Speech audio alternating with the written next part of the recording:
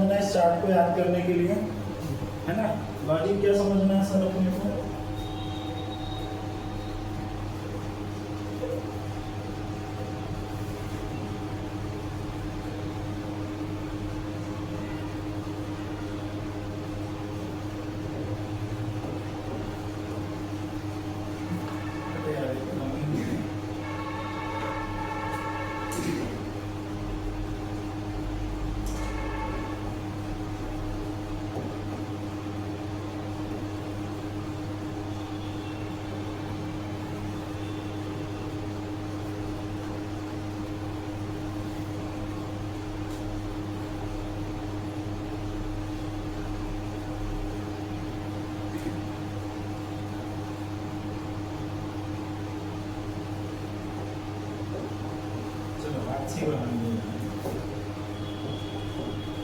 मैंने बोला कि इस तरीके से आपके पास क्या है, एक अवतल दर्पण। कैसा दर्पण है?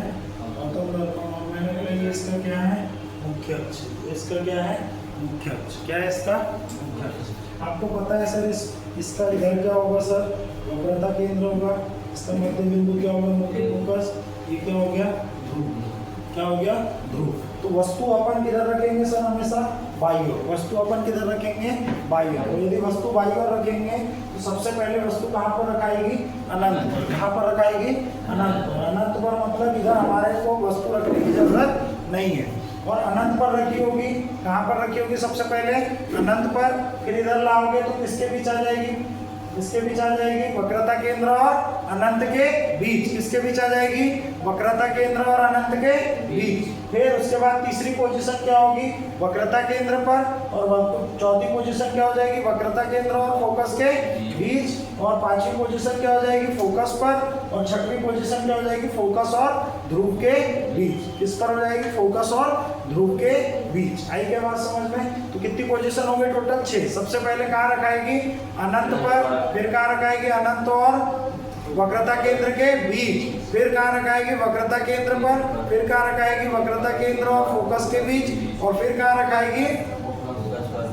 है ना, ये ध्रुव है, ये ध्रुव है, ये वक्रता केंद्र है, सॉरी ये ध्रुव है, ये फोकस है और ये वक्रता केंद्र। और इधर ये वाला पॉइंट जो है ये कौन सा है आपका? वक्रता केंद्र और अनंत के बीच। और जो दिख ही नहीं रहा वो क्या है आपका? अनंत। तो पहली पोजीशन कहाँ हो गई? अनंत। ये कौन सी पोजीशन हो गई? अनंत और वक्रता केंद्र के बीच। ये कौन सी पोजीशन हो गई? वक्रता केंद्र। ये कौन सी पोजीशन हो गई? वक्रता केंद्र और फोकस के बीच। और ये कौन सी हो गई? फोकस पर। ये कौन सी हो गई? फोकस और ध्रुव के बीच। कितनी पोजीशन है टोटल? 6। फिर से एक और बार मैंने बोला यहाँ पर इसके बाहर कौन सी है? अनंत। ये वक्रता केंद्र है तो ये वाली पोजीशन क्या हो गई? अनंत और वक्रता केंद्र के बीच। ये कौन सी पोजीशन हो गई? वक्रता केंद्र, है ना। फिर कौन सी हो गई? वक्रता केंद्र। फिर कहाँ पर आ गई? वक्रता केंद्र और फोकस के बीच। फिर कहाँ आ गई? फोकस पर। फिर कहाँ आ गई? फोकस और ध्रुव के बीच। कितनी पोजीशन हो गई टोटल? 6। अब आपको पता चल गया सर उधर से, इधर से, उधर से, बाई ओर से जो वस्तु है वो किधर की ओर आते जा रही है? किधर की ओर आती जा रही है? दाई ओर बोले तो दर्पण की ओर। किधर आते जा रही है? दर्पण की ओर। तो प्रतिबिंब सबसे पहले कहाँ बनेगा सर? फोकस पर। कहाँ पर बनेगा? फोकस पर। और प्रतिबिंब, अब वस्तु इधर आ रही है तो प्रतिबिंब किधर जाता जाएगा? बाई ओर। दाई से बाई ओर बोले तो अनंत की ओर जाता जाएगा, है ना। तो सबसे पहले पोजीशन सेम रहेगी। मैंने बोला अनंत पर रखिए वस्तु, तो प्रतिबिंब कहाँ बनेगा? फोकस पर। मैंने बोला वस्तु अनंत और वक्रता केंद्र के बीच रख दी तो प्रतिबिंब कहाँ बनेगा? फोकस और वक्रता केंद्र के बीच। फोकस और वक्रता केंद्र के बीच। मैंने बोला यदि वक्रता केंद्र पर रख दी तो प्रतिबिंब कहाँ बनेगा? वक्रता केंद्र पर। वस्तु वक्रता केंद्र और मुख्य फोकस के बीच रखी तो प्रतिबिंब वक्रता केंद्र और अनंत के बीच। और जब फोकस पर रखा तो कहाँ पर बनेगा? अनंत पर। और जब यहाँ रखा तो दर्पण के पीछे, सीधा और आभासी। अब याद रखना जब फोकस पर बनता है, जब किस पर बनता है सर? फोकस पर, तो अत्यधिक हाशिक का मतलब होता है कि किस आकार का बनेगा सर? बिंदु आकार का। कैसा बनेगा? बिंदु आकार का। और जैसे जैसे प्रतिबिंब उधर जाता जाएगा उसका आकार बढ़ता जाएगा। तो बिंदु आकार का बनेगा, फिर छोटा बनेगा, फिर वस्तु के बराबर बनेगा, कहाँ पर, वक्रता केंद्र पर, और फिर उसके बाद वस्तु से बड़ा, और फिर वस्तु से बहुत बड़ा, और फिर दर्पण के पीछे वस्तु से बड़ा। आई क्या बात समझ में, क्लियर हुई क्या? अब बता दोगे पूरी पोजीशन? चलो, कहाँ पर रखिए, अनंत पर रखिए। प्रतिबिंब कहाँ बनेगा, प्रतिबिंब कहाँ बनेगा, फोकस पर। किस आकार का, बिंदु के आकार का। कैसा होगा, वास्तविक और उल्टा। कैसा होगा, वास्तविक और उल्टा। मैंने बोला अब वस्तु कहाँ आ गई है, वक्रता केंद्र और अनंत के बीच। कहाँ आ गई है, अनंत के बीच। तो प्रतिबिंब कहाँ खिसक जाएगा, फोकस और वक्रता केंद्र के बीच। कहाँ खिसक गया, फोकस और वक्रता केंद्र के बीच। अब इसका आकार कैसा होगा, वस्तु से छोटा, वस्तु से छोटा। कैसा हो, प्रकृति कैसी होगी, उल्टी और वास्तविक। कैसी होगी, उल्टी और वास्तविक। अब वस्तु कहाँ आ गई, वक्रता केंद्र पर। कहाँ आ गई, वक्रता केंद्र पर। तो प्रतिबिंब भी कहाँ चला गया, वक्रता केंद्र पर। आकार कैसा होगा, वस्तु के बराबर। कैसा होगा, उल्टा और वास्तविक। फिर वक्रता केंद्र और फोकस के बीच आ गई वस्तु, तो प्रतिबिंब वक्रता केंद्र और अनंत के बीच, वस्तु से बड़ा, उल्टा और वास्तविक, उल्टा और वास्तविक। फिर वस्तु फोकस पर आ गई, तो ये वस्तु फोकस पर आ गई तो प्रतिबिंब अनंत पर चला गया, और वस्तु की तुलना में प्रतिबिंब का आकार बहुत बड़ा हो गया। और कहाँ पर बनेगी, उल्टा और वास्तविक। और जैसे ही कहाँ पर रखा, फोकस और ध्रुव के बीच, तो क्या बनेगा, प्रतिबिंब दर्पण के पीछे, सीधा और आभासी। और आकार कैसा होगा, वस्तु से बड़ा। आई के बाद समझ में, फटाफट यहाँ पर मैं क्या बना के बता दे रहा हूँ, पोजीशन और चित्र, है ना। क्या बना दे रहा हूँ, पोजीशन और चित्र। तो सबसे पहली पोजीशन क्या थी सर हमारी, सबसे पहली पोजीशन क्या थी, वस्तु की अनंत, है ना। सबसे पहला बना रहे अपन, ये अपन ने लिया क्या, अवतल दर्पण। ये ले लिया अपन ने, अनंत से आ रही है तो अनंत से आएगी, तो कैसे जाएगी, टकरा कर कहाँ से ऊपर जाएगी, ये क्या हो गया सी, ये क्या हो गया इसका एफ, है ना। वो परावर्तन के पश्चात मुख्य अक्ष के समांतर आती है, तो परावर्तन के पश्चात कहाँ से ऊपर जाएगी, फोकस से ऊपर जाएगी। मुख्य अक्ष के समांतर आती है, परावर्तन के पश्चात कहाँ से ऊपर जाएगी, फोकस से ऊपर जाएगी। तो ये किस आकार की बनी सर, किस आकार की बनी, बिंदु आकार की, उल्टा और वास्तविक। क्यों बोला मैंने, क्योंकि सर ये किधर बनी है, दर्पण के सामने, और दर्पण के सामने बना प्रतिबिंब हमेशा कैसा होता है, वास्तविक और उल्टा। कैसा होता है, वास्तविक और उल्टा। ये पहला चित्र क्लियर हो गया।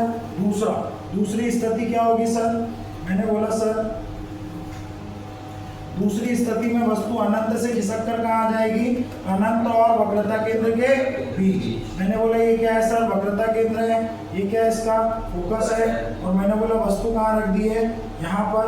अब इससे एक प्रकाश किरण इस प्रकार से समांतर गई, किसके, मुख्य अक्ष के समांतर गई, परावर्तन के पश्चात कहाँ से ऊपर जाएगी, मुख्य फोकस से ऊपर जाएगी, है ना।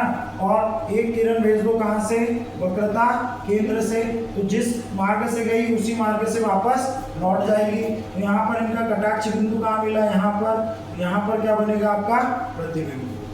कैसा बना, वस्तु से छोटा, उल्टा और वास्तविक, दर्पण के सामने। कहाँ पर बना, वक्रता केंद्र और फोकस के बीच। पॉइंट क्लियर हुआ क्या। तीसरी पोजीशन ली अपन ने, सर तीसरी पोजीशन क्या है, अब किस पर आ जाएगा सर, वक्रता केंद्र पर। किस पर आ जाएगा, वक्रता केंद्र पर। किस पर आ जाएगा सर, वक्रता केंद्र पर। मैंने बोला ये सर क्या है, सी है, ये क्या है सर, एफ है। मैंने बोला वस्तु कहाँ पर रख दी, वक्रता केंद्र पर। कहाँ रख दी, वक्रता केंद्र पर। एक किरण फिर से भेजो यहाँ से, किसके, मुख्य अक्ष के समांतर, और ये परावर्तन के पश्चात कहाँ से होकर गुजरेगी, मुख्य फोकस से होकर गुजरेगी।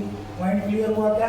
मैंने बोला दूसरी भेज दो कहाँ से सर, मुख्य फोकस से होकर जाएगी, तो परावर्तन के पश्चात कहाँ से होकर जाएगी, मुख्य अक्ष के समांतर, है ना, मुख्य अक्ष के समांतर। तो प्रतिबिंब कहाँ बनेगा, यहाँ पर। ये थोड़ा सा बिगड़ गया है ना, पर फिर भी ठीक है। तो यहाँ पर वस्तु का आकार और प्रतिबिंब का आकार कैसा होगा, बराबर। कैसा होगा, बराबर। कैसा होगा, बराबर। आई के बात समझ में, आई के अंदर जाने समझ में। चौथी स्थिति क्या होगी सर, यहाँ पर ये क्या है आपका, अवतल दर्पण। यहाँ पर इस प्रकार से क्या है आपका, इस प्रकार से क्या है, रजत लेपित है। और मैंने बोला ये हो गया इसका सर क्या, मुख्य अक्ष। अब पोजीशन कहाँ आ जाएगी, वक्रता केंद्र और फोकस के बीच, वक्रता केंद्र और फोकस के बीच आ जाएगी। और अभी भी आप कहाँ से भेजोगे, मुख्य अक्ष के समांतर, और मुख्य अक्ष के समांतर भेजी तो परावर्तन के पश्चात कहाँ से होकर जाएगी, फोकस से होकर जाएगी। कहाँ से होकर जाएगी, फोकस से, है ना। और दूसरी आपने भेज दी कहाँ से, फोकस से, दूसरी आपने कहाँ से भेज दी, फोकस से। फोकस से होकर जाएगी तो परावर्तन के पश्चात मुख्य अक्ष के समांतर जाएगी और प्रतिबिंब आपका वस्तु से बड़ा, उल्टा और आभासी वास्तविक बनेगा, है ना। फिफ्थ पोजीशन में अपन ने क्या बोला सर, इस तरीके से आपने फिर से लिया क्या, और ये क्या हो गया आपका मुख्य अक्ष, है ना। ये हो गया इसका वक्रता केंद्र, ये हो गया इसका मुख्य फोकस। अब वस्तु कहाँ रखाएगी, मुख्य फोकस पर। मुख्य फोकस पर जब भी रखोगे, वस्तु इधर से इधर लाओगे तो वस्तु का आकार छोटा करते जाना, क्योंकि प्रतिबिंब का आकार कैसा होता जाएगा, बड़ा, है ना। अब यहाँ पर अपन ने रखी तो एक भेज दो कहाँ, मुख्य अक्ष के समांतर, एक कहाँ भेज दो, मुख्य अक्ष के समांतर। तो परावर्तन के पश्चात कहाँ से होकर जाएगी, मुख्य फोकस से। और दूसरी भेज दो कहाँ से, दूसरी भेज दो कहाँ से, वक्रता केंद्र से। कहाँ से भेज दो, वक्रता केंद्र से। तो इधर आकर ये किसी बिंदु पर आकर मिलेगी और वस्तु का जो प्रतिबिंब है वो कैसा बढ़ेगा, बड़ा, और कहाँ बनेगा, अनंत, है ना। और छठवीं पोजीशन क्या होती है यहाँ पर कि सर इस तरीके से अपन ने क्या लिया, दर्पण। और अब वस्तु अपन कहाँ रखेंगे, ध्रुव और फोकस के बीच। कहाँ रखेंगे, ध्रुव और फोकस के बीच। एक तो हमने कहाँ भेज दी, ध्रुव पर, एक कहाँ भेज दी, ध्रुव पर। तो परावर्तन के बाद किसका, कौन से नियम का पालन करेगी, परावर्तन के नियम का पालन करेगी, है ना। और दूसरा हमने कहाँ से भेज दी, दूसरा हमने कहाँ से भेज दी, वक्रता केंद्र से। कहाँ से भेज दी, वक्रता केंद्र से। वक्रता केंद्र से भेजी तो इधर में पीछे की तरफ इसको बढ़ाओगे, पीछे की तरफ इसको बढ़ाओगे, ये यहाँ पर किसी बिंदु पर प्रतिच्छेद होगी और यहाँ पर क्या बनेगा, सीधा और आभासी और दर्पण के पीछे। ये पूरे 6 के 6 डायग्राम क्लियर हो गए, क्लियर हो गया कहानी, आई क्या आता है बात समझ में। चलो नेक्स्ट भी बात करें अपन किससे, उत्तल दर्पण से प्रतिबिंब निर्माण, है ना। उत्तल दर्पण से प्रतिबिंब निर्माण, उत्तल दर्पण से प्रतिबिंब निर्माण, आई के बात समझ में। उत्तल दर्पण से प्रतिबिंब निर्माण की यदि बात करें, उत्तल दर्पण से प्रतिबिंब निर्माण की यदि अपन बात करेंगे तो उत्तल दर्पण से प्रतिबिंब निर्माण का मतलब क्या हुआ कि सर यहाँ पर कौन सा दर्पण होगा, उत्तल दर्पण होगा। और यहाँ पर इस प्रकार से इसका जो दायां पृष्ठ होगा वो कैसा होगा सर, रजत लेपित। ये क्या होगा सर, मुख्य अक्ष, क्या होगा ये, मुख्य अक्ष। ये क्या हो गया, ध्रुव। सर इसका वक्रता केंद्र किधर होगा, इधर साइड। इसका मुख्य फोकस किधर होगा, इधर साइड। आई क्या बात समझ में। मैंने बोला वस्तु कहाँ पर रखी है, अनंत पर। कहाँ रखी है, अनंत पर। तो अनंत पर रखी है तो मुख्य अक्ष के समांतर प्रकाश किरण आएगी, मुख्य अक्ष के समांतर प्रकाश किरण आएगी। और परावर्तन के पश्चात कहाँ से आती हुई प्रतीक दिखाई देगी हमको, कहाँ से आती हुई प्रतीक दिखाई देगी, फोकस से। कहाँ से आती हुई प्रतीक दिखाई देगी, फोकस से। कहाँ से आती हुई प्रतीक दिखाई देगी, फोकस से। तो यहाँ पर किधर बना, दर्पण के पीछे सीधा आभासी और बिंदु के आकार। ये पहली पोजीशन हो गई। और दूसरी पोजीशन इसमें क्या हो जाएगी सर, दूसरी पोजीशन इसमें क्या हो जाएगी, इस तरीके से मैंने क्या लिया, उत्तल दर्पण। क्या लिया है, उत्तल दर्पण। और मैंने बोला कि ये इसका क्या हो गया, मुख्य अक्ष। क्या हो गया, मुख्य अक्ष। देखो इसमें दो ही पोजीशन है क्योंकि वक्रता केंद्र और फोकस दोनों किधर है, दर्पण के पीछे। तो इधर केवल एक अनंत पोजीशन बनती है और एक अनंत और ध्रुव के मध्य। तो यहाँ पर एक पोजीशन हो गई कहाँ पर, अनंत पर। और यहाँ पर क्या हो जाएगी, अनंत और ध्रुव के बीच। तो अनंत और ध्रुव के बीच मैंने ये इस प्रकार से बना दी वस्तु, है ना, ये बना दी। इसका मुख्य फोकस मैंने यहाँ पर ले लिया, इसका वक्रता केंद्र मैंने यहाँ पर ले लिया। मैंने बोला कि कोई प्रकाश किरण मुख्य अक्ष के समांतर गई, कहाँ से आती हुई प्रतीत होगी सर, फोकस से। ये गई इधर परावर्तन के पश्चात। आई के बाद समझ में। मैंने बोला एक किरण में भेज दूंगा कहाँ से सर, एक किरण में भेज दूंगा। तो मैंने बोला कि ये कहाँ से आती हुई प्रतीत हो रही सर हमको, वक्रता केंद्र से। कहाँ से आती हुई प्रतीत हो रही है, जिस मार्ग से गई उसी मार्ग से लौट गई। तो यहाँ पर इनका प्रतिच्छेद बिंदु कहाँ पर मिला, यहाँ पर। ये क्या हो जाएगा, सीधा आभासी और वस्तु से छोटा, वस्तु से छोटा, सीधा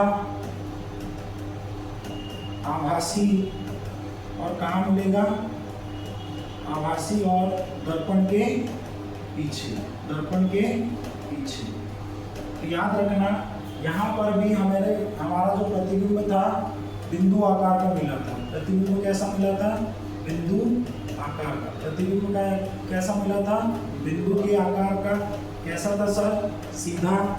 कैसा था सर, सीधा। कैसा था सर, आभासी। और कैसा था सर, दर्पण के पीछे। कहाँ था, दर्पण के पीछे। आई क्या बात समझ में। यहाँ पर वस्तु कहाँ पर रखी थी सर, अनंत पर। कहाँ पर रखी थी, अनंत पर। और यहाँ पर कहाँ रखी थी, अनंत व ध्रुव के मध्य। आई क्या तक बात समझ में, क्लियर हुआ क्या। यहाँ पर जो प्रतिबिंब बन रहा है वो कहाँ पर बन रहा है सर, कहाँ पर बन रहा है, मुख्य फोकस पर। कहाँ पर बन रहा है, मुख्य फोकस पर।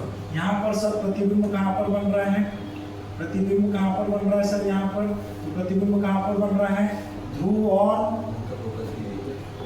मुख्य फोकस के बीच। आई क्या यहाँ तक बात समझ में, पॉइंट क्लियर हुआ क्या, पॉइंट क्लियर हो गया क्या। चलो आगे चले। अब मैंने बोला सर इनके उपयोग पढ़ लेते फटाफट। क्या पढ़ेंगे अपन सर, उपयोग। क्या पढ़ेंगे सर, उपयोग। किसके, समतल। किसके उपयोग पढ़ रहे हैं, क्या पढ़ रहे हैं सर, उपयोग। क्या पढ़ रहे हैं सर, उपयोग। उपयोग में अपन ने बोला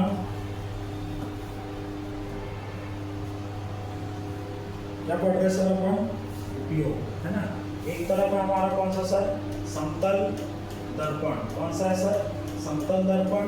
दूसरी तरफ हमारा कौन सा है सर, अवतल दर्पण। कौन सा दर्पण है सर, अवतल दर्पण।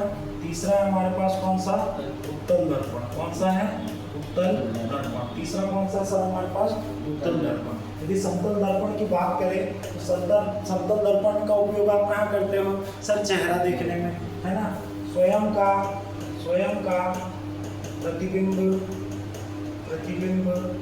देखने में, स्वयं का प्रतिबिंब देखने में हम किसका प्रयोग करते हैं सर, समतल दर्पण का।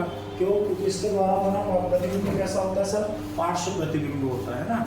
ठीक, यदि इसकी बात करें हम कि इसका एक सबसे बड़ा स्कोप कौन सा है, इसका सबसे बड़ा स्कोप कौन सा है, पेरिस्कोप। कौन सा है, पेरिस्कोप। कौन सा है, पेरिस्कोप। कौन सा है, पेरिस्कोप। कौन सा है भाई, पेरिस्कोप, है ना। इसको बोलते हैं क्या, परिदर्शी। क्या बोलते हैं, परिदर्शी हिंदी में, है ना। परिदर्शी क्या होता है सर, जो पनडुब्बी वगैरह होती है। क्या होती है सर, जो पनडुब्बी वगैरह होती है। पनडुब्बी कहाँ चलती है सर, समुद्र में। कहाँ पर चलती है, समुद्र में पनडुब्बी। ये क्या है, पनडुब्बी।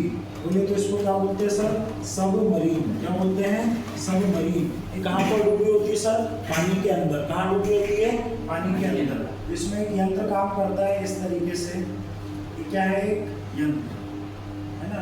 ये क्या है, एक यंत्र, जिसको क्या कहते हैं अपन, पेरिस्कोप। क्या कहते हैं, पेरिस्कोप। परिदर्शी, परि मतलब हमारे परे किसी वस्तु को देखना, उसको क्या कहेंगे, परिदर्शी। अब इसमें समतल दर्पण का उपयोग कैसा होता है सर, यहाँ पर लगा होता है क्या, समतल दर्पण। क्या लगा होता है, समतल दर्पण। कितने डिग्री के कोण पर लगा होता है सर, ये 45 डिग्री के कोण पर। और कितने लगे होते हैं सर, 2 लगे होते हैं। कितने लगे होते हैं सर, 2 लगे होते हैं। कितने डिग्री के कोण पर, 45 डिग्री के कोण पर। और कितने 2 लगे होते हैं। अब जैसे सपोज दैट यहाँ कोई वस्तु है, तो इस वस्तु से प्रकाश किरणें चली, आई, टकराई और किधर आएगी, इधर। और यहाँ से टकराई और किधर आ जाएगी, इधर। और इधर हमारी क्या है, आँख। क्या है, आँख है। आई क्या बात समझ में। तो समुद्र के अंदर से बाहर की वस्तुओं को देखने के लिए किसका उपयोग किया जाता है, पेरिस्कोप का। खासतौर पर जिसमें पनडुब्बी या सबमरीन में ऐसे यंत्र को, ऐसे युक्ति को हम क्या कहते हैं, पेरिस्कोप। इसमें कौन से दर्पण का प्रयोग किया जाता है, समतल दर्पण का। कितने दर्पण लगे होते हैं, 2। कितने डिग्री के एंगल पर लगे होते हैं, 45 डिग्री के एंगल पर। आई क्या बात समझ में। यदि अवतल दर्पण की बात करें तो अवतल दर्पण क्या होता है सर? अवतल दर्पण के 2 गुण होते हैं। सबसे पहला गुण क्या होता है सर? ये कैसी प्रकृति का होता है सर? अभिसारी। कैसी प्रकृति का होता है सर? अभिसारी। अभिसारी का मतलब क्या होता है सर? कन्वर्जिंग। कैसा होता है? कन्वर्जिंग। कैसा होता है सर? कन्वर्जिंग। अभिसारी मतलब कैसा होता है सर? कन्वर्जिंग। कन्वर्जिंग का मतलब क्या होता है सर? ये एक अवतल दर्पण है और इस पर आने वाली समस्त प्रकाश किरणें एक बिंदु पर क्या हो जाएगी? केंद्रित हो जाएगी। एक बिंदु पर क्या हो जाएगी? केंद्रित हो जाएगी। इस प्रकार से जितनी भी प्रकाश किरणें इस पर क्या हो रही है सर? आपतित हो रही है। जितनी भी प्रकाश किरणें इस पर क्या हो रही है? आपतित हो रही है। परावर्तन के पश्चात एक बिंदु पर क्या हो जा रही है? फोकस्ड हो जा रही है। तो ये प्रकाश को इकट्ठा करना है, एक जगह केंद्रित करने का काम करता है, इसलिए इसकी प्रकृति कैसी है? अभिसारी। कैसी है? अभिसारी। इस गुण के कारण इसका उपयोग कहाँ किया जाता है सर? इस गुण के कारण इसका उपयोग कहाँ किया जाता है? गाड़ी के हेडलाइट में। कहाँ किया जाता है? गाड़ी के हेडलाइट में, है ना। हेडलाइट को बोलते हैं अग्रदीपक। क्या बोलते हैं? अग्रदीपक में। कहाँ किया जाता है? अग्रदीपक में। देखो कितना बढ़िया नाम है, हेडलाइट को कभी सुना? अग्रदीपक, है ना। कहाँ पर किया जाता है? अग्रदीपक में।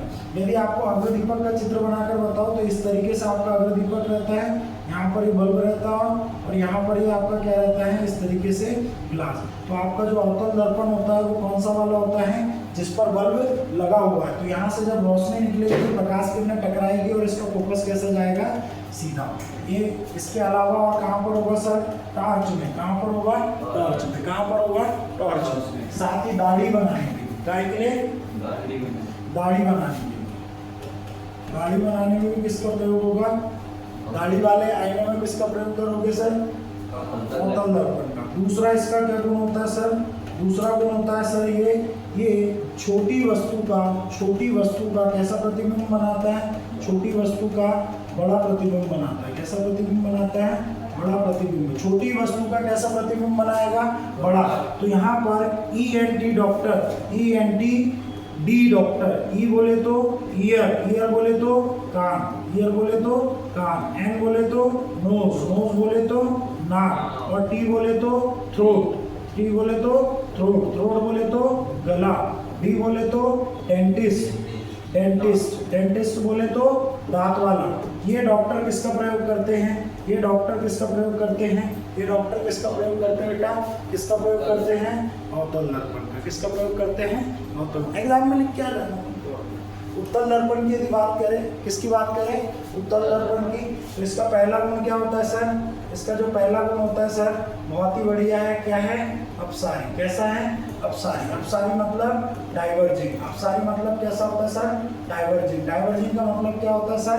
कि ये अपने ऊपर आने वाले संपूर्ण प्रकाश को क्या करेगा सर? फैला देगा। क्या करेगा? फैला देगा। इस तरीके से सर ये फैला देगा। इस तरीके से सर ये क्या करेगा? फैला देगा। इस तरीके से क्या करेगा सर? फैला देगा। ये आपतित प्रकाश किरण है और ये परावर्तित प्रकाश किरण है। ये कैसी है? परावर्तित प्रकाश किरण।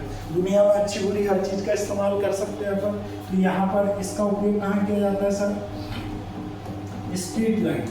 किसमें किया जाता है? स्ट्रीट लाइट, है ना। स्ट्रीट लाइट कैसा लगा होगा सर? ये पोल होगा आपका। यहाँ पर क्या लगा होगा? इस तरीके से क्या लगा होगा? इस तरीके से क्या लगा होगा? उत्तल दर्पण। और इस पर क्या लगा होगा सर? लाइट। और इस तरीके से इस पर क्या होगा? कवर। ये अपने ऊपर आने वाले संपूर्ण प्रकाश को इस तरीके से चारों ओर फैला देगा, है ना। इसको क्या बोला जाता है सर? इसको बोला जाता है चौराहा दीपक। क्या बोला जाता है? चौराहा दीपक। क्या बोला जाता है? चौराहा दीपक। आई के बात समझ में, है ना। यदि मैं बात करूं इसका दूसरा गुण क्या है सर? ये क्या करता है सर? बड़ी वस्तु का कैसा प्रतिबिंब देगा सर? बड़ी वस्तु का छोटा प्रतिबिंब देगा। कैसा देगा सर? बड़ी वस्तु का छोटा प्रतिबिंब देगा, है ना। ये दाढ़ी बनाने वाला यहाँ पर लिख लेना, है ना। बड़ी वस्तु का कैसा प्रतिबिंब देगा? छोटा प्रतिबिंब देगा। तो कहाँ पर प्रयोग होगा सर? ये दर्पण होगा व्हीकल, वाहनों के पार्श्व या साइड दर्पण के रूप में। कौन सा? पार्श्व दर्पण, जो गाड़ी के इधर बाजू में लगा होता है, जिसमें बड़ा सा ट्रक छोटे से रूप में दिखाई देता है ना। तो बड़ी वस्तु का छोटा प्रतिबिंब, और कहाँ यूज होगा sir? Driver mirror. Driver mirror जो ड्राइवर सीट के जस्ट बाजू में यहाँ पर रहता है, पीछे की वस्तु देखता है ना। ये भी, इसको भी क्या बोल सकते हो आप? अपन चालक दर्पण, है ना। आई क्या बात समझ में? तो यहाँ पर तीनों के उपयोग हो गए क्या? चलो नेक्स्ट टॉपिक अपन स्टार्ट करें। मोबाइल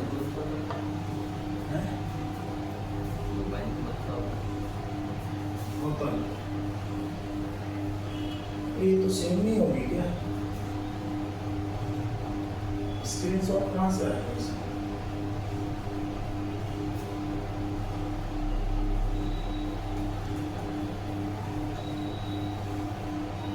सावधानी में सुरक्षा।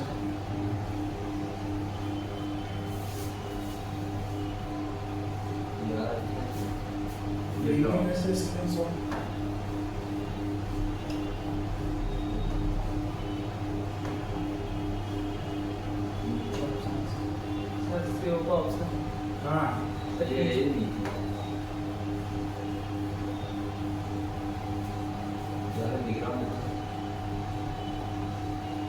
क्या बात समझ में?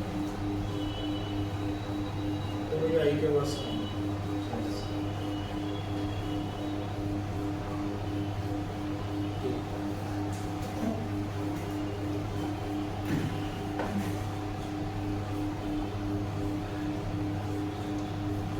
नेक्स्ट कोई नहीं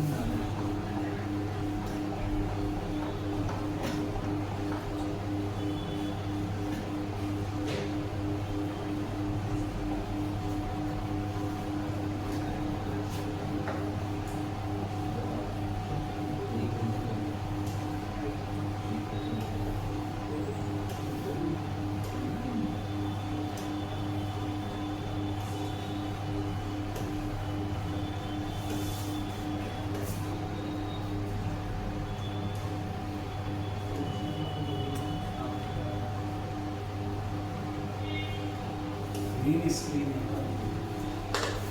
ठीक है। क्या है आपके क्या उपयोग?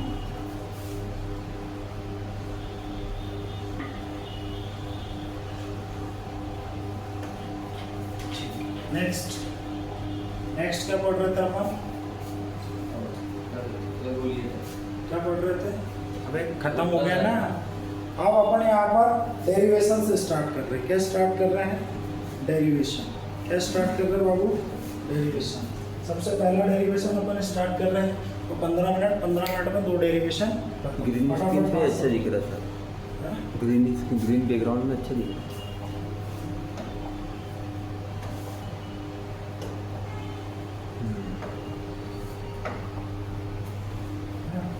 क्या बात कर रहे थे?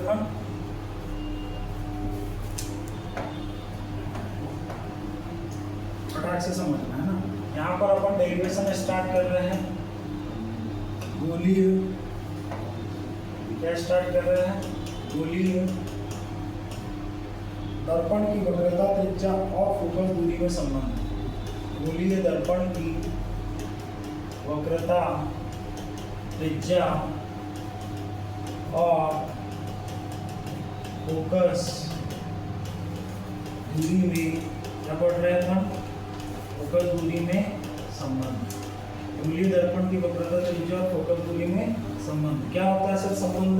सर F = होता है R/2, या इसी को हम कह सकते हैं क्या होता है सर? R = 2 है। क्या बात समझ में? इस संबंध को अपने को सिद्ध करना है। अब एग्जाम में या तो आपको बोल सकता है, क्या बोल सकता है भैया कि आपको उत्तल दर्पण के लिए सिद्ध करना है या अवतल दर्पण के लिए, है ना। अपन यहाँ पर एक के लिए कर दे रहे हैं, अवतल दर्पण के लिए। किसके लिए बोल दे रहे हैं? अवतल दर्पण के लिए। किसी के लिए भी करेंगे तो मेथड सेम ही रहेगी, है ना। बस यहाँ पर डायग्राम को विशेष ध्यान है। मैंने बोला कि माना कि एक अवतल दर्पण है क्या, जिसका द्वारक क्या है? Mn, और यह इस प्रकार से दर्जित प्रेरित है, जिसका ध्रुव क्या है? P है ना। और इसकी वक्रता केंद्र क्या है? C है। इसका मुख्य फोकस क्या है? F है ना। और यहाँ तक बात समझ में आई क्या? क्लियर हुई? और इसके अनंत पर रखी वस्तु से एक प्रकाश किरण ए बी चलकर कहाँ तक आई है सर, बी बिंदु पर आपतित होती है और परावर्तन के पश्चात कहाँ से होकर जाएगी सर, मुख्य फोकस से। कहाँ से होकर जाएगी, मुख्य फोकस से। यदि हम बात करें यहाँ पर ये लौट गई, तो मैंने बोला कि यहाँ पर हम सब क्या डालें, अभिलंब। क्या डालें, अभिलंब, है ना। सी से किस पर, सी से किस पर, सी से किस पर डालें, बी पर एक लंब डालें। सी से बी पर एक क्या डालें, लंब डालें। ये परावर्तन के नियम का पालन करेगी, मतलब यहाँ जो थीटा होगा वही थीटा क्या होगा यहाँ पर, है ना। और चूंकि ए बी और पीसी दोनों आपस में कैसी है, समांतर, और इस पर ये तिर्यक रेखा है, तो ये भी क्या हो जाएगी, थीटा। ये भी क्या हो जाएगा, थीटा। यहाँ तक पॉइंट समझ में आया कि सर, यहाँ तक बात समझ में आई क्या, यहाँ तक आगे बात समझ में। अब मैंने बोला यहाँ पर अपन चिन्ह परिपाटी के अनुसार ये इस प्रकार से पूरी रचना लिख देंगे, फिर उसके बाद चिन्ह परिपाटी के अनुसार बता देंगे कि ये क्या है भैया, पी एफ क्या है आपकी फोकस दूरी, पी एफ क्या है आपकी फोकस दूरी। अब चूंकि ध्रुव से किधर नाप रहे हो, प्रकाश किरण की दिशा ये इधर साइड नाप रहे हो, तो यहाँ पर इसको कैसा लोगे, ऋणात्मक। कैसा लोगे, ऋणात्मक। मैंने बोला सर पीसी, पीसी क्या होती है सर, पीसी होती है सर वक्रता त्रिज्या। पीसी क्या होती है सर, वक्रता त्रिज्या। तो पीसी, पीसी भी किधर ले रहे हो, ध्रुव से, ध्रुव से प्रकाश किरण की विपरीत दिशा में, तो यहाँ पर पीसी भी क्या हो जाएगी सर, माइनस आर। इतना चिन्ह परिपाटी के अनुसार ये चीज लिख ली अपन ने। चलो यहाँ तक कहानी समझ में आई क्या। अब त्रिभुज, ट्रायंगल, त्रिभुज देखो कौन सा, त्रिभुज देखो कौन सा, बी सी एफ। कौन सा देखो, बी सी एफ। त्रिभुज बी सी एफ में, बीसीएफ में कोई बराबर है क्या, मैंने बोला सर यदि ये दोनों कोण बराबर है तो इसके सम्मुख वाली भुजा और इसके सम्मुख वाली भुजा दोनों आपस में कैसी होगी, बराबर, है ना। कोण, कोण बी के सम्मुख भुजा, सम्मुख भुजा बराबर होगी किसके सर, कोण सी के सम्मुख भुजा की। कोण सी के सम्मुख भुजा के, सम्मुख, सम्मुख भुजा की, है ना, सम्मुख भुजा की। यहाँ तक बात समझ में आई क्या। क्यों होगा सर, क्योंकि सर चूंकि कोण बी बराबरी से कोण सी इक्वल टू कितना है सर, थीटा है। कितना है, थीटा। किसके अंदर बात कर रहे हैं अपन, त्रिभुज बीसीएफ के। तो सम्मुख भुजाएं आपस में कैसी होती है सर, बराबर होती है। बी के सम्मुख भुजा, बी के सम्मुख भुजा कौन सी हो जाएगी सर, सी एफ। कौन सी हो जाएगी सर, सी एफ, या इसको अपन एफ सी भी बोल सकते हैं। और यहाँ पर C के सम्मुख भुजा कौन सी हो जाएगी सर, BF। कौन सी हो जाएगी, BF, या इसको अपन FB भी बोल सकते हैं। पॉइंट क्लियर हुआ कि CF BF दोनों लिख सकते हो, है ना। मैंने FC और FB लिख दिया, कोई गलत नहीं है, ठीक। आई क्या बात समझ में। अब मैंने बोला ये जो FB है ये लगभग लगभग ये क्या है, इसकी त्रिज्या, ये क्या है इसकी, सॉरी त्रिज्या बोल रहा हूँ, ये यहाँ से लगभग लगभग ऐसी है, इक्वल, है ना। तो यहाँ पर अपन एफ सी इक्वल्स टू क्या लिख देंगे, हमेशा जो द्वारक पर ये जो भुजा होगी और ये जो भुजा होगी वो लगभग कैसी होगी, हमेशा समान, लगभग। तो जो पी एफ होगा वो किसके बराबर हो जाएगा, पी एफ के, है ना। बोले तो एफ पी किसके बराबर हो जाएगी, एफ पी। लगे तो यहाँ लिख दो, चूंकि सर एफ पी लगभग लगभग बराबर है किसके, एफ पी के। किसके बराबर है, एफ पी के। आई क्या बात समझ में, क्योंकि इसका द्वारक बहुत ज़्यादा बड़ा नहीं होता, इसलिए लगभग लगभग ये दूरी कैसी होगी, समान। पॉइंट क्लियर हुआ क्या, पॉइंट क्लियर हुआ क्या। अब जो FC है, FC को अपन क्या लिख सकते हैं भाई, FC को अपन क्या लिख सकते हैं, बताओ फटाक से। FC को अपन क्या लिख सकते हैं, अब अपने को क्या चाहिए, वक्रता त्रिज्या। तो FC में अपन क्या जोड़ेंगे, वक्रता त्रिज्या बन जाएगी सर। FC में हम क्या जोड़ दे, PF। क्या जोड़ दे, PF, है ना। तो इधर PF जोड़ा तो हमको इधर भी क्या जोड़ना पड़ेगा, PF या FP। इसको FP लिखेंगे, FP लिख ले, इसको क्या लिख लेते हैं, FP। तो क्या हो जाएगा, PF, है ना। दोनों तरफ से इधर से नाम चेंज कर सकते हो, बस सेम रहना चाहिए। क्या रहना चाहिए, सेम। यहाँ PF में क्या जोड़ दिया, दोनों तरफ PF। तो यहाँ पर क्या हो जाएगा सर, FC प्लस PF क्या है, FC प्लस PF मिलकर क्या बना देंगे, PC। क्या बना देंगे, PC। और PF प्लस PF क्या हो जाएगा सर, 2PF। अब हमको पता है PC की वैल्यू कितनी है सर, पहले हमने निकाल के रखी R, और PF की वैल्यू कितनी है सर, 2 - F। क्या हो जाएगी 2 माइनस एफ।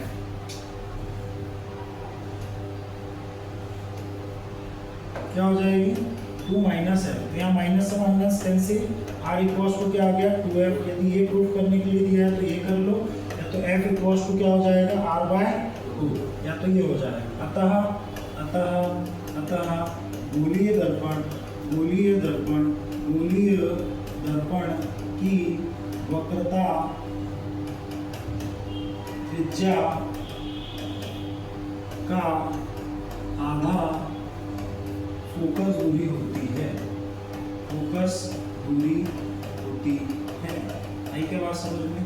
क्लियर है क्या? क्लियर कट कुछ नहीं है सर, एक मुख्य अक्ष के समांतर डालेंगे, मुख्य फोकस से लेकर जाएंगे और वक्रता केंद्र से बी पर अभिलंब खींचेंगे। यहाँ पर एंगल डिवीजन करेंगे, एंगल डिवीजन करके त्रिभुज में कोण ट्रायंगुलेटरी लगा देंगे कि भाई सम्मुख कोण हमेशा सम्मुख कोण बराबर कोणों की सम्मुख भुजाएं कैसी होती है, बराबर। लगाने के बाद यहाँ पर कंक्लूजन निकालेंगे, इसको इसके इक्वल ले लेंगे और दोनों तरफ पीएफ जोड़ देंगे, कहानी खत्म। आई क्या बात समझ में? क्लियर हुआ क्या? क्लियर कर लोगे डेरिवेशन? चलो नेक्स्ट डेरिवेशन। अब अपन यहाँ पर बात करेंगे किसके साथ? दर्पण सूत्र की। किसकी बात करेंगे? दर्पण सूत्र की। किसकी बात करेंगे? दर्पण सूत्र की, है ना। आपको नोट्स में मिल जाएगा, सेम टू सेम है ना। दर्पण सूत्र की बात कर रहे हैं तो दर्पण सूत्र क्या होता है सर? 1/f = 1/v + 1/u। क्या होता है? 1/f = 1/v + 1/v, है ना। ये सब अपन पहले भी बता चुके हैं। अब इसको अपन क्या करेंगे? प्रूफ। क्या करेंगे? प्रूफ करने के लिए अपन किसको लेकर कर रहे हैं? अवतल दर्पण, है ना। अवतल दर्पण हो चाहे उत्तल दर्पण हो, फिगर अपन ऐसा बनाएंगे कि दोनों में सेम रहेगा, तो डेरिवेशन में ज्यादा कोई अंतर नहीं आएगा, है ना। ठीक, क्लियर। अब यहाँ पर सबसे जरूरी चीज क्या है सर? फिगर सही बनना चाहिए। मैंने बोला सर ये लिया मैंने क्या? अवतल दर्पण। इस तरीके से क्या सर? ये अवतल दर्पण। और मैंने बोला यहाँ पर मैंने एक मुख्य अक्ष बना दिया। क्या बना दिया सर? मुख्य अक्ष। ये क्या है सर? मुख्य अक्ष। इधर ज्यादा नहीं चाहिए, है ना। ये क्या हो गया सर? मुख्य अक्ष, है ना। और मैंने कहा सर कि यहाँ पर एक वस्तु रखी है। क्या रखी है सर? एक वस्तु। क्या रखी है? इस प्रकार से वस्तु क्या रखी है? AB। क्या रखी है? वस्तु AB। आई क्या बात समझ में? क्लियर हुआ क्या? मैंने बोला इसका जो वक्रता केंद्र है वो क्या है? इसका जो वक्रता केंद्र है वो क्या है? C। और इसका मुख्य फोकस क्या हो गया? F। और इसका ये क्या हो गया? पॉइंट क्लियर हुआ क्या यहाँ तक? अब मैंने बोला कि यहाँ से आपको क्या करना है? एक ऐसा डायग्राम प्रेफर करना है जो क्या बना दे? मुख्य फोकस और वक्रता केंद्र के बीच। तो मुख्य फोकस और वक्रता केंद्र के बीच कब बनता है? जब वक्रता केंद्र से किधर रखी हो वस्तु? इधर रखी हो वस्तु वक्रता केंद्र और अनंत के बीच। तो मैंने कहा इसके समानांतर एक प्रकाश किरण क्या करेंगे हम? आपतित। प्रकाश किरण आपतित हुई, है ना। आपतित हुई और परावर्तन के पश्चात किधर जाएगी सर? परावर्तन के पश्चात कहाँ से होकर गुजरेगी? फोकस से होकर गुजरेगी। कहाँ से होकर गुजरेगी? फोकस से होकर गुजरेगी। और मैंने कहा दूसरी प्रकाश किरण कहाँ से होकर जाएगी? कहाँ से होकर जाएगी? वक्रता केंद्र से। और जिस मार्ग से आएगी उसी मार्ग से ये क्या होगी सर? वापस लौट जाएगी। तो यहाँ पर इनका जो प्रतिच्छेद बिंदु मिला वो ये है। यहाँ पर क्या बन गया आपका सर? प्रतिबिंब। क्या बन गया? प्रतिबिंब। यहाँ तक बात समझ में आई क्या? ये हो गया आपकी वस्तु AB और ये हो गया आपका प्रतिबिंब। क्या हो जाएगा सर? A' B'। क्या हो जाएगा प्रतिबिंब? A' B'। यहाँ तक कहानी पूरी क्लियर हो गई क्या? चलो क्लियर हो गई तो बहुत अच्छी बात है ना। अब मैंने बोला कि यहाँ पर सबसे पहले आपको लिखने का कैसा है कि सर हमने एक अवतल दर्पण लिया, कौन सा? MN, जिसका ध्रुव P है, जिसका वक्रता केंद्र C और मुख्य फोकस क्या है? F है ना। मुख्य फोकस क्या है? F है। आई क्या बात समझ में? इस पर एक वस्तु रखी है। कहाँ पर रखी है? अनंत और वक्रता केंद्र के बीच, जिससे प्रकाश किरण BQ क्या आ रही है? BQ, जो परावर्तन के पश्चात QS मार्ग से परावर्तित हो रही है। और एक प्रकाश किरण आ रही है कौन सी? BCD। कौन सी आ रही है? BCD, जो DB मार्ग से पुनः उसी मार्ग में वापस लौट जा रही है। और इस प्रकार QS और बी डी का कटान बिंदु क्या प्राप्त हो रहा है, बी डैश, जिस पर प्रतिबिंब ए डैश बी डैश उल्टा व वास्तविक प्राप्त हो रहा है। इतना लिख दिया आपने, कहानी खत्म। आई क्या बात समझ में। फिर यहाँ पर अपन चिन्ह परिपाटी लिखेंगे। क्या लिखेंगे सर, चिन्ह परिपाटी। क्या लिखेंगे सर, चिन्ह परिपाटी के अनुसार। चिन्ह परिपाटी के अनुसार सर मैंने कहा कि ये सर यहाँ से यहाँ तक की जो डिस्टेंस है वो क्या है सर, वो क्या है सर, आर। क्या है सर, आर। और मैंने बोला यहाँ से यहाँ तक की डिस्टेंस क्या है सर, ये क्या है, फोकस। क्या है, फोकस, है ना। ये क्या हो गई, आर, और ये क्या हो गई, फोकस। क्या हो गई, फोकस। आई गई यहाँ तक बात समझ में। अब मैंने बोला यहाँ पर मैंने बोला कि आपका ए बी क्या है, ए बी क्या है सर, वस्तु। ए बी क्या है, वस्तु। ए बी क्या है, वस्तु। ए डैश बी डैश क्या है सर, प्रतिबिंब। क्या है, प्रतिबिंब। तो चिन्ह परिपाटी के अनुसार यदि इनकी ऊंचाई की जरूरत पड़ी, इनकी ऊंचाई की जरूरत पड़ी तो ये कैसा लिया जाएगा, धनात्मक, और ये कैसा लिया जाएगा, ऋणात्मक। आई क्या बात समझ में। मुख्य अक्ष से लंबवत ऊपर की ओर सभी दूरियां धनात्मक और नीचे की ओर सभी दूरियां ऋणात्मक। यहाँ तक पॉइंट क्लियर हुआ क्या। तो ये धनात्मक ऋणात्मक की कहानी सुलझ गई है ना। अब मैंने बोला कि पीसी, तो पीसी क्या है सर, आपका आर है। पीसी क्या है सर, आपका आर। तो मैंने बोला ये ध्रुव से किधर नाप रहे हैं इसको, तो ध्रुव से किधर नाप रहे हैं, प्रकाश किरण की विपरीत दिशा में। तो आर कैसा हो जाएगा सर, ऋणात्मक। आर कैसा हो जाएगा सर, ऋणात्मक। यहाँ तक बात समझ में आई क्या। वैसे पूरी दूरी आपने को नीचे बतानी पड़ेगी। मैंने बोला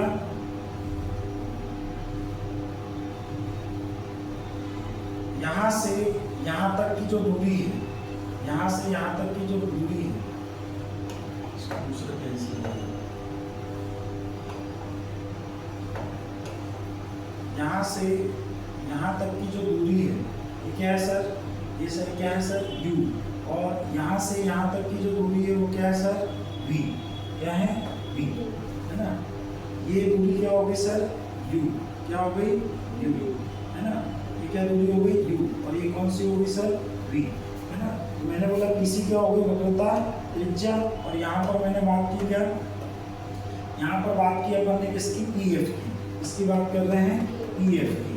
तो pf क्या हो गई सर, यहाँ पर माइनस f, क्योंकि सर ये भी किधर नाप रहे हैं अपन, किधर नाप रहे हैं, प्रकाश किरण की विपरीत दिशा में। पॉइंट क्लियर हुआ क्या। फिर हमने बोला सर यहाँ पर PA क्या हो गई, PA क्या हो गई सर, PA हो गई दर्पण से वस्तु की दूरी, दर्पण से वस्तु की दूरी। अब ये भी किधर नाप रहे हैं, ध्रुव से प्रकाश किरण के विपरीत दिशा में, तो कैसी होगी, ऋणात्मक। फिर हमने बोला सर PA डैश क्या हो जाएगी सर, PA डैश क्या होगी सर, क्या होगी प्रतिबिंब की दूरी। ये भी किधर नाप रहे हैं, विपरीत दिशा में, तो किसमें होगी, माइनस में। यहाँ तक पॉइंट क्लियर हुआ क्या। तो चिन्ह परिपाटी लिख ली अपन ने, पूरी चिन्ह परिपाटी लिख ली। आई क्या यहाँ तक बात समझ में। अब यहाँ पर हमको कुछ नहीं है, सिर्फ दो त्रिभुजों को समरूप सिद्ध करना है।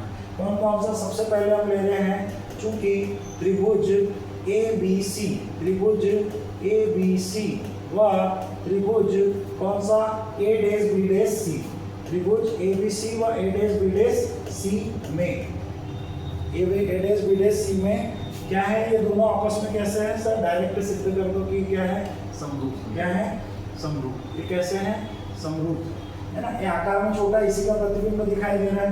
इसको मैं कौन से पेन से बना दूं भाई, चलो रेड से बना दे रहा हूँ। ये वाला क्या हो गया, ये रेड से बना दिया ABC, और इसी को मैंने बना दिया ये वाला।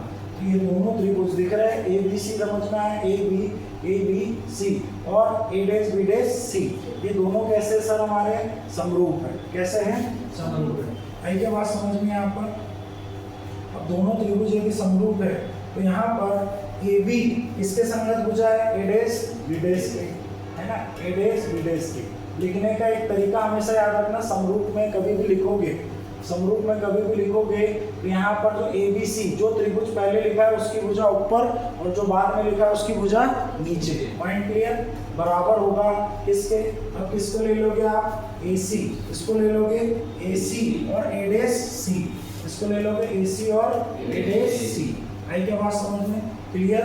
इसको दे दोगे समीकरण नंबर 1। अब दूसरा त्रिभुज लेंगे अपन कौन सा? तो अच्छा रचना की ही नहीं, क्या एक रचना करना भूल गए थे अपन। यहाँ से एक लंब डाला, कहाँ पर? यहाँ पर। तो ये बिंदु R पर टकराया। R किसी को नाम नहीं दिया ना, नहीं दिया है ना। कहाँ पर डाला? R पर। आई के बाद समझ में?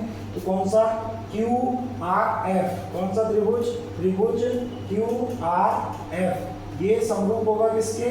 कौन से वाले त्रिभुज के? A dash B dash F के। किसके? A डैश त्रिभुज A dash B dash F के। किसके समरूप होगा? त्रिभुज A dash B dash F के। आई के बाद समझ में? अब यदि ये समरूप होगा तो इनकी संगत भुजा देखो क्या हो जाएगी? क्या हो जाएगी बताओ फटाक से? QR। क्या हो जाएगी? QR किसके बराबर हो जाएगी? QR A dash B dash के, है ना। और दूसरी क्या हो जाएगी? FR। क्या हो जाएगी? FR या RF, इधर से लो। RF अपॉन क्या हो जाएगी? A dash F। क्या हो जाएगी? A dash F। क्या हो जाएगी? A dash F। आई के बाद समझ में? अब चूंकि QR लगभग किसके बराबर है सर? AB के बराबर है। किसके बराबर है? AB के।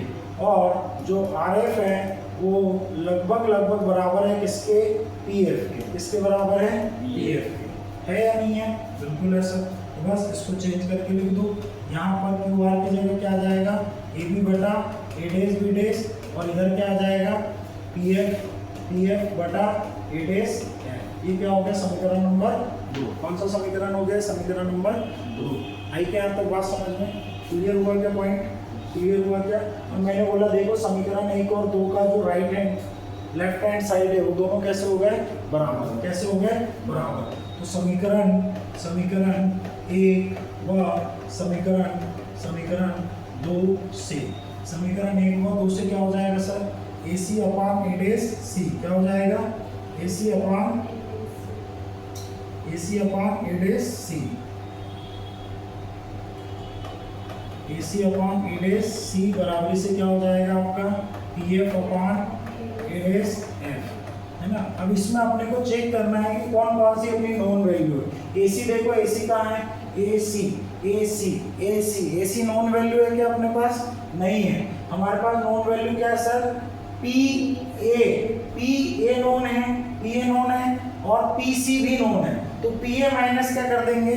PC। क्या कर देंगे? PA minus PC।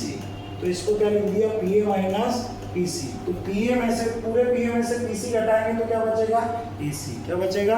AC। अब देखो दूसरी वाली A डैश C कहाँ है सर? A डैश C आपको नॉन वैल्यू है क्या? नहीं।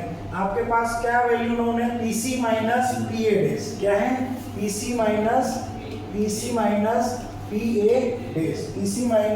PA डैश, है ना। फिर बराबरी से क्या PF वैल्यू है क्या? PF है, स्मॉल f है, या नहीं है? क्लियर? फिर मैंने बोला कौन सी? A डैश F है क्या हमारे पास? A डैश F है क्या? नहीं है। अरे क्यों नहीं है? A डैश F क्या होगी? A डैश F नहीं है। A डैश F नहीं है तो PA dash minus PA dash minus PF। तो PF upon PA dash minus PF। आई क्या बात समझ में? बस अब क्या करोगे? चिन्ह परिपाटी से मान उठाकर रख दोगे, है ना। चिन्ह परिपाटी से मान उठाकर, चिन्ह परिपाटी से मान रखने पर, चिन्ह परिपाटी से मान रखने पर, है ना। चिन्ह परिपाटी से मान रखोगे तो PA की वैल्यू क्या है सर? PA क्या है sir? Minus U minus PC क्या है सर? PC क्या है? Minus R। यहाँ पर माइनस R अपॉन PC क्या है sir? Minus R। PA dash क्या है सर? PA डैश क्या है? Minus V। PA डैश क्या है? Minus V। PF क्या है सर? PF क्या है सर? माइनस F, है ना। और यहाँ पर सर क्या है? PA डैश क्या है sir? Minus V minus PF क्या है सर? Minus F। आई क्या यहाँ पे कहानी समझ में? बस सर यहाँ पर minus U minus minus plus R, यहाँ पर minus R minus minus plus V equals to यहाँ पर माइनस F और इधर minus V minus minus plus F। अब यहाँ पर क्या कर देंगे सर? Cross multiplication. क्या कर देंगे? तिर्यक गुना करने पर ये गुणा करने पर। अब सबसे पहले यहाँ पर लॉजिकली देखो, माइनस बी का पहले इसका इससे करो तो minus U into minus V, है ना, हो गया। माइनस यू का एफ में करो तो minus U F, minus U F, है ना। इसको प्लस ही कर देते नहीं तो कंफ्यूज हो जाओ। चलो लिख दे रहा हूँ ऐसे हो गया। अब आर का किस में करोगे सर, माइनस आर बी, क्या हो जाएगा, और plus plus R L equals to, अब इसका इधर करोगे तो minus minus plus minus F into minus R, है ना, और plus plus minus F plus minus F into, यही होगा, यही होगा। और देखो ये माइनस से माइनस कैंसिल, तो यहाँ क्या आ गया सर, यू वी, यहाँ क्या आ गया माइनस यू एफ, यहाँ क्या आ गया माइनस बी आर या आर बी, है ना। आर बी कहाँ से आ गया, आर बी तो कट, हाँ चलो ठीक है, माइनस बी आर, और इधर कितना आ गया minus R B plus R F, इधर कितना आ गया सर, इधर आ गया एफ आर एफ, और यहाँ कितना आ गया माइनस बी ए, क्या आ गया माइनस बी ए। आई क्या बात समझ में। अब यहाँ कुछ कट पिट रहा है क्या,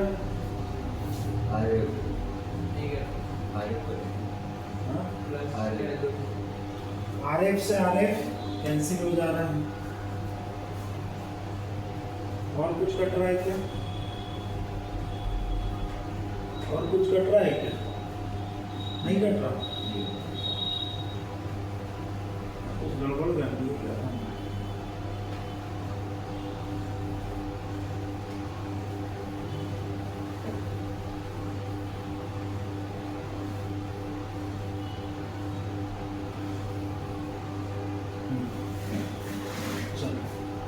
यहाँ तक कहानी क्लियर हुई कि चलो इसको अपन इम्प्लीमेंट कर देंगे, है ना। U V minus U F minus, अब चूंकि यहाँ पर इससे पहले ही रख देते हैं ना, पहले ही रख देते हैं, यहाँ पर आर की वैल्यू अपन क्या पुट करना था, अपन ने माइनस टू एफ, क्या करना था माइनस टू एफ। चलो ठीक है, अब नहीं की तो अपन यहाँ कर देते हैं, U V minus U F, और यहाँ क्या आ जाएगा minus minus minus plus two V F, क्या आ जाएगा वी एफ, है ना। और इधर क्या बचा आपके पास, इधर क्या बचा है माइनस वी एफ, क्या बचा है, तो जुड़ जा रहा है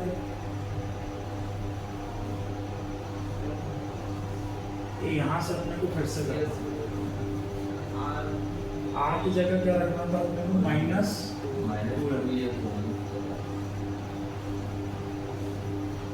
यहाँ से भी तो बनना चाहिए, कहाँ पर यहाँ पर यहाँ क्या रखना था माइनस टू एफ, यहाँ पर क्या हो जाएगा प्लस टू एफ। आई क्या बात समझ में,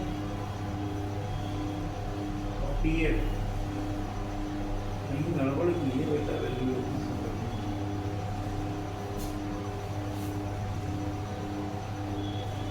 इधर भी अपने को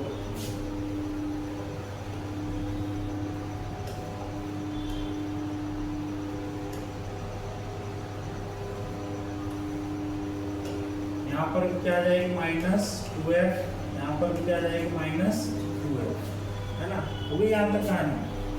अब इसको इंटू कर दो तो minus U into minus B minus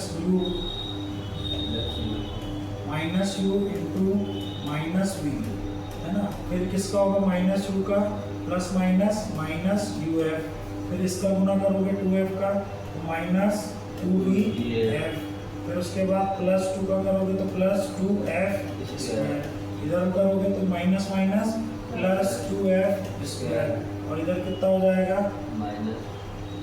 minus B ए, क्या हो जाएगा माइनस बी ए। ठीक, तो ये क्या हो गया यू वी और यहाँ क्या आ गया माइनस यू एफ और इधर इससे ये कैंसिल। यहाँ क्या आ गया minus two B F equals to minus B F और ये U V minus U F equals to क्या हो जाएगा इधर minus plus two B F और माइनस बी एफ, इधर आ गया यू बी माइनस कितना आ जाएगा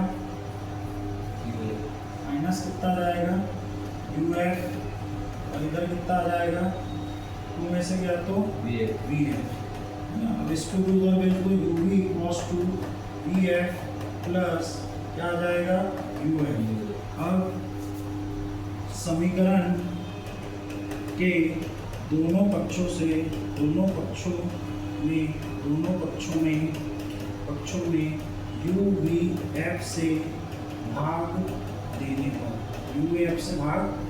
पर है ना, तो यू वी एफ से भाग दोगे तो क्या आ जाएगा, इसमें भाग दोगे तो बचेगा क्या 1/f, इसमें भाग दोगे तो क्या बचेगा 1/u, इसमें भाग दोगे तो क्या बचेगा 1/u। बस यही क्या है आपका दर्पण सूत्र। आई क्या कहानी समझ में? ठीक, तो इसी प्रकार से किसके लिए भी करना है अपने को, किसके लिए भी करना है उत्तल दर्पण के लिए भी, है ना।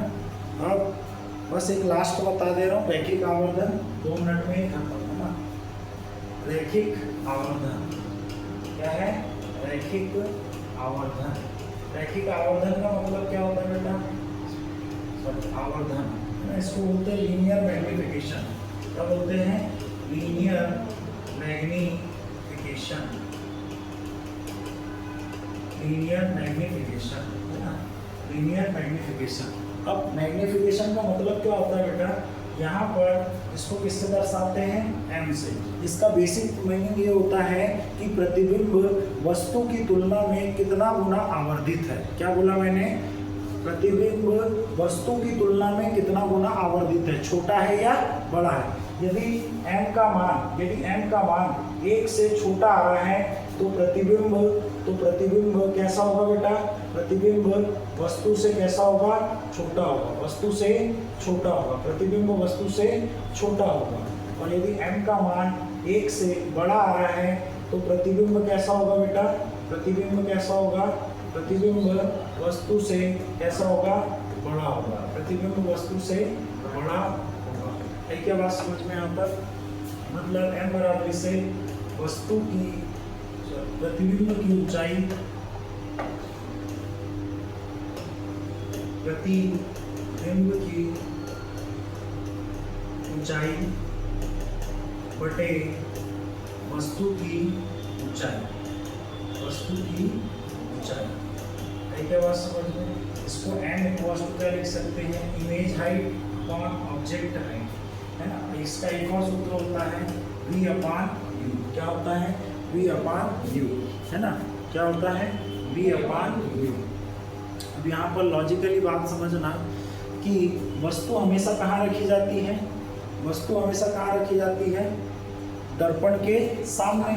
दर्पण के सामने वस्तु रखी जाती है, मतलब u हमेशा कैसा होगा, माइनस में। u तो इसके लिए, अवतल के लिए भी और उत्तल के लिए भी, दोनों के लिए कैसा होगा सर, माइनस होगा। कैसा होगा, माइनस होगा, है ना। परंतु यदि मैंने बोला v देखो तो v माइनस होगा किसके लिए, अवतल के लिए, है ना। और v प्लस होगा किसके लिए, उत्तल के लिए, किसके लिए, उत्तल के लिए। तो मैंने बोला सर यदि इस फॉर्मूले को मैं उत्तल के लिए बनाऊं, किसके लिए बनाऊं, उत्तल दर्पण के लिए, उत्तल दर्पण के लिए क्या बनेगा, उत्तल दर्पण के लिए क्या बनेगा sir, m equals to v/u, है ना।